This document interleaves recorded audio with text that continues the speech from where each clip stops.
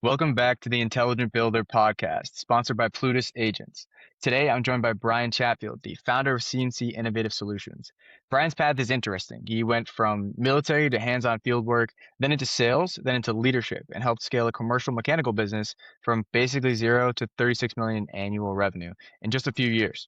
Now he works with owners and senior leaders in commercial trades, helping them get unstuck, simplify how they win work, and build a business that grows without the systems breaking. So, Brian, it's great to have you on. Hey, thanks so much, Alan. I'm super humbled by getting this invitation.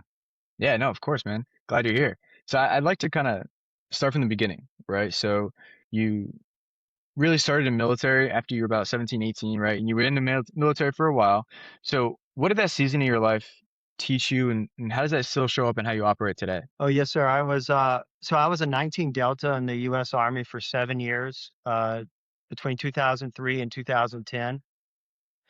Um, with about 2.5 years, 27 months of actual combat time, all in Iraq. And being a combat armed soldier, the one thing that I really learned that's transferable here to the construction industry and really any industry, in my opinion, is the importance of dialing in the fundamentals and ingraining those fundamentals. And that becomes especially important in high stress environments, right? Where you have to, doing things once or twice is just never enough to be able to develop those neurological pathways that are required for your brain to react and act in moments of high stress, which definitely in the construction industries, I'm sure we all experience. Yeah, definitely. You're absolutely right there. And then you were kind of telling me when you got out, you took a couple of years to find your footing, and then you kind of landed in sales. So you ended up finding pretty solid success in sales too. So was there a moment where you were like, wow, okay, I can actually do this and I can do it at a pretty high level? Yeah, it's actually kind of funny. I started off in service as a service manager for a great organization, ASGO, Complete Conveyor Solutions. Uh, fantastic place to work at. They offer bulk material handling solutions worldwide. We had actually our salesperson had left, and I thought, hey, I can do this. I can talk to people. I'm a people person. I understand this industry at least a little enough. So I actually went out and got a list of all the potential clients in the area that could ever think of using a conveyor or need a conveyor or any of our products, and reached out to them. And I learned the best lesson I ever learned in the first year as a salesperson. And it was when the year end report came, and I saw that long list because they had a big long the old school printer. So the list was, you know, 10 feet long of 132 clients who actually individual clients who actually spent money with me. And, um, I won't go into all the details, but let's say $2.5 million in total were spent with me in the course of that year. And what really struck me immediately was that my top client represented almost $1 million in revenue, and my bottom client represented $32. And when I dove in more, I noticed that the top 8 was over $2 million in revenue. And then the other 124 people that I had spent the same amount of gas, the same amount of time, the same amount of effort, and resources to engage represented the other $500,000. And it was really an eye-opening experience, and it opened me up to the Pareto principle, which I don't know if you're familiar with. I'm sure you are, where 80% of outcomes come from 20% of the inputs, right? And it really transformed the way that I looked at my business and let me know that I needed to focus my efforts on the top 8, as those were the individuals who had demonstrated that not only did I want to work with them, but most importantly, they wanted to work with me. Yeah, that's a great practical lesson to really learn early on too in the sales side of your career. And we kind of talked how you're not necessarily a tradesman, but you've been in that industry for a while and you kind of work in the sales as a process guy, right? So what do you think the advantages from that lens of the sales and process versus being hands-on as a tradesman? A good question. I think sometimes the tradesmen, unfortunately, don't get the insights and the communication that the clients share with us. right? And the importance of that to me is that, especially as a tradesman, and as a human being, you want to know why. Why are you doing something? Why am I here? Why are we doing it this way? What's the importance of it? And I think that sometimes is lost in translation and communication to the field employees. And I think that was probably one of the more eye-opening experiences to me, was really understanding that the clients on the other end of this, the people, our partners, the people that we're supporting, have their own struggles that they're dealing with, right? Because as a tradesperson, I was so deep in the weeds, right? It was very hard for me to picture that, to understand that, and especially when it's not communicated to me. So that's something that I really try to get with our field leadership team where I'm at now, Buckner Energy, and really anybody I talk to, is to stress the importance of relaying the expectations and the stresses, and even, I've known that project managers on the other end were having, life altering events happening. Sharing that with the team so that they're more empathetic to the situations and understand that sometimes when someone's yelling, it's not necessarily something that we've done, doing, or not done. It's something that they're going through personally. Okay, so that makes a lot of sense. So you can really see, I guess, the more emotional side of things. Like you can read through the lines a little bit better in terms of communicating with the clients. And I bet that's probably helped a lot in your growth at the mechanical contracting company. So you kind of took that from, basically zero to over 30 million in revenue. And that was in not that large of a time frame. So It was about 4 years that I was there. yeah, no, exactly. So I mean, about 0 to 30 million in 4 years is pretty incredible growth. What were the first 3 instances that you think made the growth real? Maybe not instances, maybe implementations into your process or system. Well, I would say number one, working with incredibly talented and intelligent people that have the same motivations and drives that you do is paramount whenever you want to do anything. Whether you want to do 30 million or you want to do 300,000, it doesn't really matter. You got to have, whether they're on your team directly or indirectly, you have to surround yourself with talented, knowledgeable people and subject matter experts who've been there before, right? And can help navigate maybe some of the lessons, and through some of the challenges with lessons that they've learned in the past. Number two, I would say simplification, right? What we did was we went out and we understood our clients and what their needs were. And most importantly, I think we understood what our value was to our clients so that we could focus on engaging the right partners efficiently. We never went out to 100 different people. We understood that, hey, we want to do 15 million in our second year. How many general contractors, we just kind of backtracked. How many general contractors do we truly need to work with? How many how many large contracts do we truly need to make that happen, right? And that number, whenever you're working with the right people, is typically far smaller than what people realize, right? And what that does is that enables you to really take a almost like a myopic view of who you are and focus down, and give all your attention and effort. And I one of the driving factors for that is I was always told that you can only maintain, even the most highly intelligent, sociable people can really only maintain 100 relationships, right? And that includes your friends and family. So that really starts to constrict from a business point of view who you can reach out to.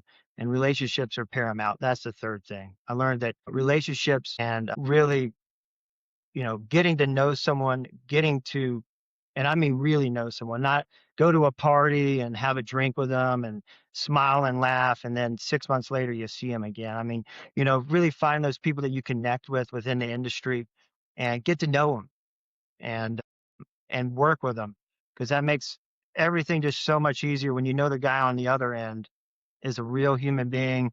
You know who he is, you know what he's going through, you know what his goals are, and he knows what your goals are. You can support each other and uplift each other towards them. Yeah, that was a really great answer, actually. It all kind of boils down to people you surround yourself with in a way, but also that middle part was really staying values driven in terms of the customer and the maybe vendors or subcontractors you have too.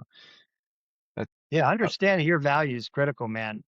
I mean, especially in the beginning, what I learned with my time in ASGO, right? Whenever I went and got 132 people to spend money with me, and what I learned is that, you know, that top 100, the last 100 saw no real value in me, right? Because their operation was, I was a more quality, performance driven ROI.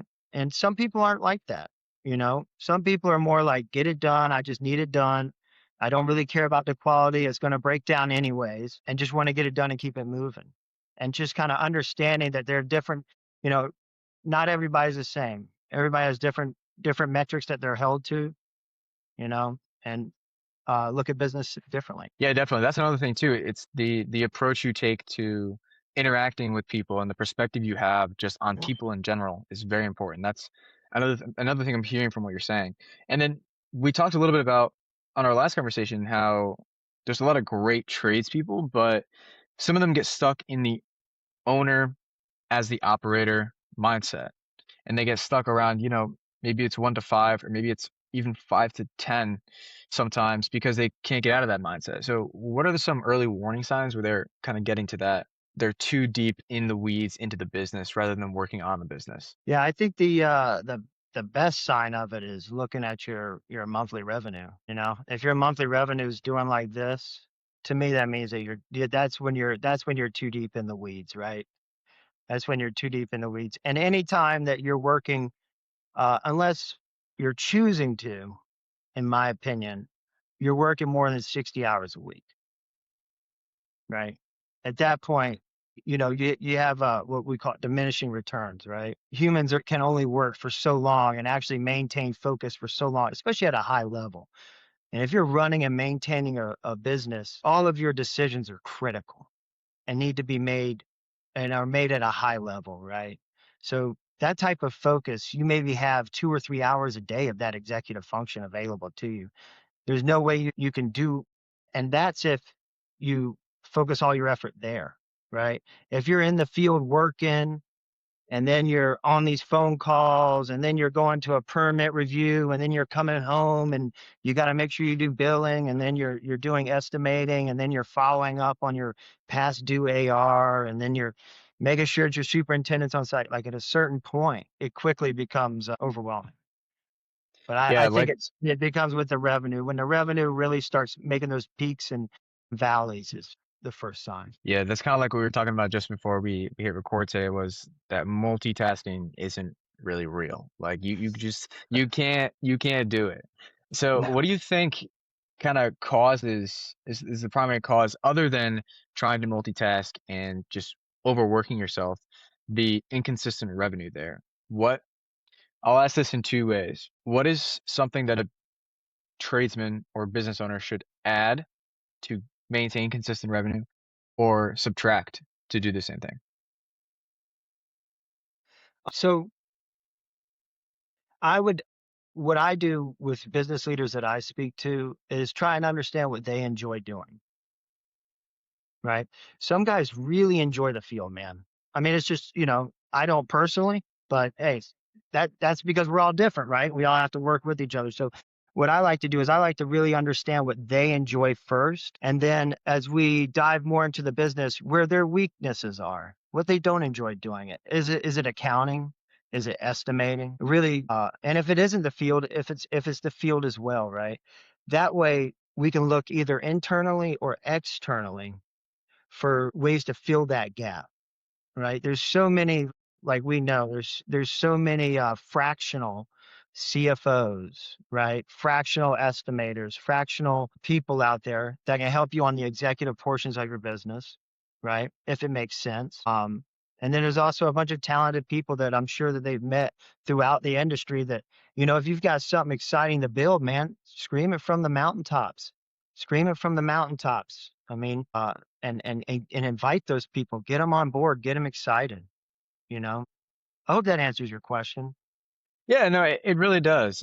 And kind of like you're saying, you gotta look into how much money they really want too, because a lot of founders or business owners can say, I want a 10 million a year business or I want a 50 million a year business. But then it comes down to what makes you happy, just like you're saying. How much do you really need? And then that will usually translates to the strategy. That's how you can build or define the strategy based on what they really need, what really makes them happy. Yes, sir. Yeah, I think that's critical. I mean, everybody, when I talk to them, wants to be the owner of $100 million a year business, right? Yep. Now, everybody wants $100 million, or $10 million, or put a number on it, right? And the first thing I stress to people is, especially if they're a family man, that they have a young family, is how much money, where are your priorities, right? Because in order to one of the things I did learn at that mechanical company is that in order to grow to certain levels, it requires a lot more than most people realize or are willing to put in. And what comes along with that is stress that you can't believe and responsibility, especially as you start growing, because your payroll is going to grow and grow and grow.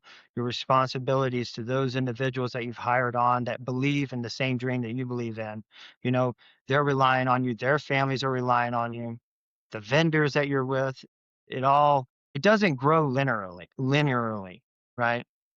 It it it it grows exponentially. One day you'll wake up, yeah, oh my gosh, right? So I think it's really important for people to really understand what they want out of life and be realistic when it comes to what they're capable of and what they actually really need. Yeah, no, I totally agree because you're right in that people romanticize the big revenue, right? Like everyone wants that $100 million business. And you, like you're saying, you've seen the stressful side of it when like you surpassed $30 million in revenue annually. So that causes stress. But where do you think the stress affects most in the business operationally? What do you think would break first? I mean, it depends on where your problems lie. Do you have operational issues, right? Or is it because you can't get off of jobs? Is it because of rework, right? That's going to put a massive stress on your field team if they don't have the right leadership in place or the right standard operating procedures in place. Right? That's going to put the massive stress on your field team and really on your foremans and project managers, right? If you're not working with the right people and not verifying that they have the funds available for the contracts they're signing you up for, right? And you get strung out on payment, especially as a young company, and it impacts cash flow negatively. It's going to create massive stress for your accounting team, right? If you have a poor sales team, poor business development, right, and you haven't invested in that training, you haven't invested in the right partners, you haven't identified them, you don't have a clear direction there, you're going to have an extremely stressed out estimating team, right? Because now you've got a successful construction team, you got an accounting team that's billing on time, but you don't have enough in your pipeline, right, to support that. So I think it really depends on where the where the weakness lies as to where that stress falls down. But as you grow, it's one of those things that, it doesn't grow linearly. Like I said, it grows exponentially. So any sort of weaknesses that you have are going to expose themselves very quickly as you grow, especially in revenue. Yeah, no, you're definitely right in that it is where you have the weak spot. And a lot of times it comes down to the systems you have in place. Because as you grow, like you said, it's not linear. And if you don't have the right systems in place, they'll break as soon as you hit, say, the tipping point, right? So being a Mhm. sales guy, what do you think is a simple standard or procedure that tradesmen, contractors, whoever may be, should have somewhat of that process in their sales process? Follow up, follow up. I mean, I live by the KISS method. Anybody that knows me knows it. I keep it simple because I'm stupid, right? um, but it's follow up. That's where I mean, I find all my success is I can't remember what sales training I took, but I think the vast majority 90% of sales take six or more touches, right? Good to know. Yeah. I think it's less than 10% of sales close on the first call, right? Most salespeople quit after the third touch. That's a real one. Is that after the third one, they either forget about it or they figured it's a lost opportunity, right? And I think that's a result of not setting the right expectations with your partners. Hey, when would be a good time for me to follow back up? 2 weeks or would 30 days work better? right? Because they're the ones talking to their clients. And then you just set the little reminder, And the things I do as well is with all my clients, I'm pretty sure people would even comment and say that this happens is I text them regularly. Hey man, they probably think it's weird as shit because nobody else does it. But I'm just like, hey man, how's your day going? Hope you're doing well. Not because I need something, but just because I just want to keep that connection there. Just let them know that I was thinking about them in that moment. You know? Yeah, it makes you unique. They'll remember you in that way. Yeah. And I look at it as a way where I mean, I don't want to share all my secrets on here, but I look at it as a way to keep me at the top of their mind, right? Because if I texted them within the past week or two and it made them feel good, made them feel, valued, right? Let's say they have a problem. Who do you think they're going to call? That's very true. Yeah, I actually had a guest. I posted her podcast this morning. She said that 60% of her sales come from follow-ups because, like you're saying, less than 10% there is from that first interaction. So you're definitely right in that the follow-up process is extremely important. That six touch rule is very good to know. Definitely going to remember that one. But so that's something that will help increase sales. What about something that's going to reduce the chaos within the sales process? Simplicity, keeping it again, and by that I mean what's going to help you in your sales process by reducing the chaos is going to start by you understanding your value within the market. That's how you reduce the chaos. Very simply. You know, that way, why I say that is because then you can focus on the right clients, finding the right clients, because it's impossible for you to, in my opinion, to find the right partners unless you're getting lucky if you don't know who you are and what value you bring to the table over the competitors, the 10 other contractors, 20 other contractors that are beating on their door that want that project just as bad as you did. You're dropping some really good stuff. How would one find that value that they really can bring to the market, but also present that value that they can bring? Yeah, that's a good question. I think one, being out in the field with your teams and getting to know them, right? Because I think that's super important. Getting to know them, getting to know their strong suits, getting to know their weaknesses, right? And getting to know your own weaknesses and strong suits, right? That way you can when the time comes when you're looking for new partners, you can identify where their weaknesses are and how your strong suits align and support them in the market.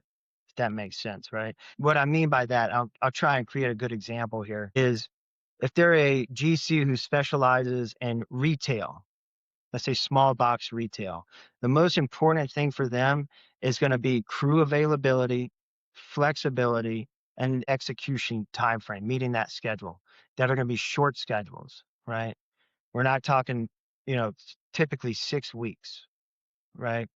And making sure that you understand you have the crew for it, and then aligning yourselves with those partners.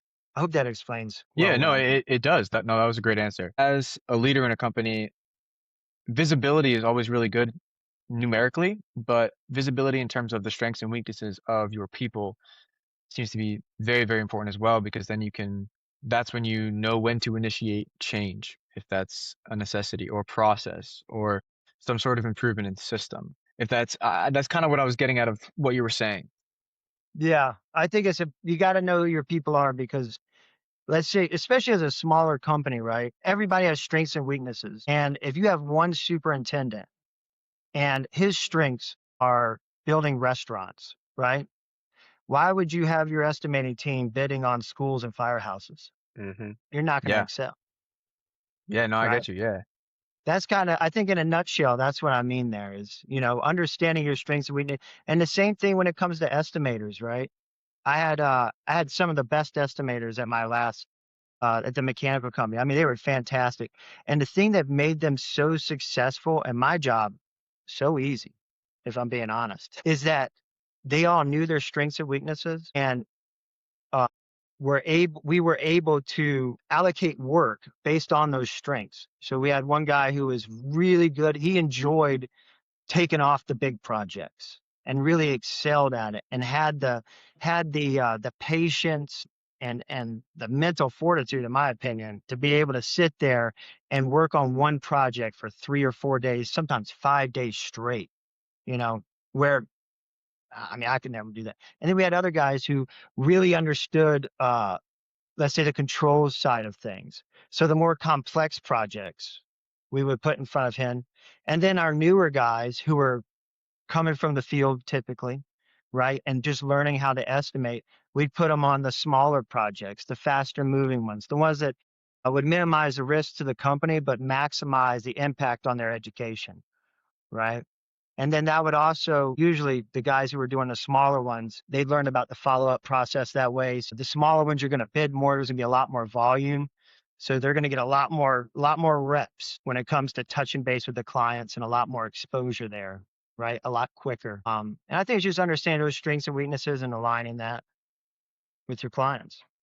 Yeah, yeah, no, that makes a lot of sense. When you find those strengths and weaknesses within your own people, you create a synergy just like that, where you know exactly where to place people, where they will excel, and where everyone can really work together. So, since you have a lot of experience in the industry, I think it would be interesting to see where you think the trades are changing in the upcoming years, whether that's in demand, competition, maybe customer expectations. I know that's been changing a lot recently, but whatever you're thinking. I think COVID did a great thing for the tradespeople and the fact that it really brought to light the undervalued of the actual hands-on skill set of a tradesperson. And I say that because when we started the plumbing division of our thing, we were like, "What? Plumbers are making that much money?" Now, I mean, it went from, let's say $25 an hour up to $40 an hour, like the demand for it just boom overnight. And I think that was just fantastic. And I think that's only going to grow. Um, every post that I see from reputable people that I've worked with, from especially on the steel toe communications, Stacy Holsinger is a huge rep of this, but um, I think it's going to be getting more skilled, experienced tradespeople coming up from the beginning, right? And then think the next step is going to be really getting these people who have all that experience and knowledge to be able to that transfer of knowledge and clarity passed down to the younger generations. I think that's going to be paramount. And then I would say adaptation at the leadership level. I think we're seeing it right now with the Chat GPT, and I mean basically everything now has AI after the name, right? Everything uses AI. I'm sure there's probably some AI on here right now, but Yeah. I think not just with AI, but just in general, adaptability. Adaptability is going to make or break businesses because no longer. I think the barrier to education has been removed, not completely, obviously, but the barrier to education and wanting to know something has been removed. Used to you'd have to spend thousands of dollars and invest a lot of time to go to school to hopefully learn that one thing that you needed to know to be successful, right?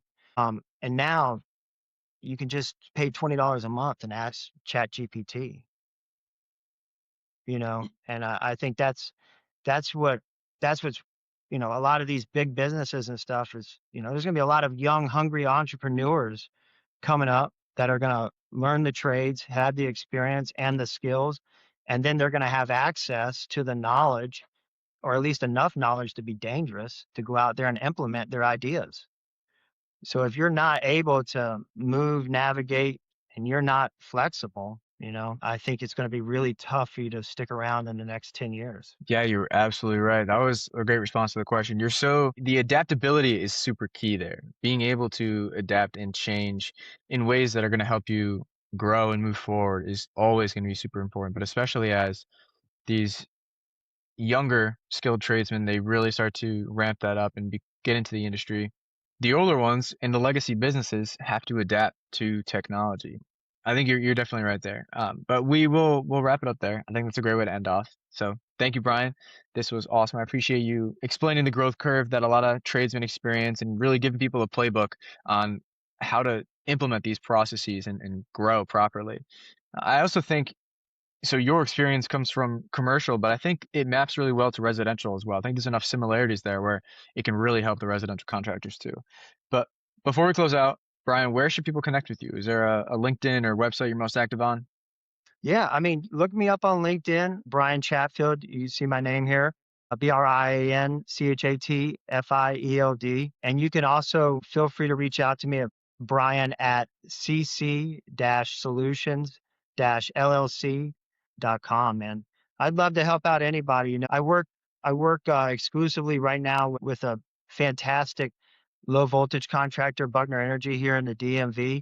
But I'm always want to ensure that I have at least some availability to have a good conversation with someone and share at least an hour of my time, 2 hours of my time to help people navigate, the tough problems, right? Yeah. The big questions. So, yeah. Yeah, no, that's awesome. I appreciate that. I'll link some of your information below. But for everyone listening, thank you for tuning into The Intelligent Builder. If you found this episode valuable, make sure to share with another tradesman, contractor, founder in your circle, and we'll see you in the next one. Thanks, Brian. Thanks, Owen.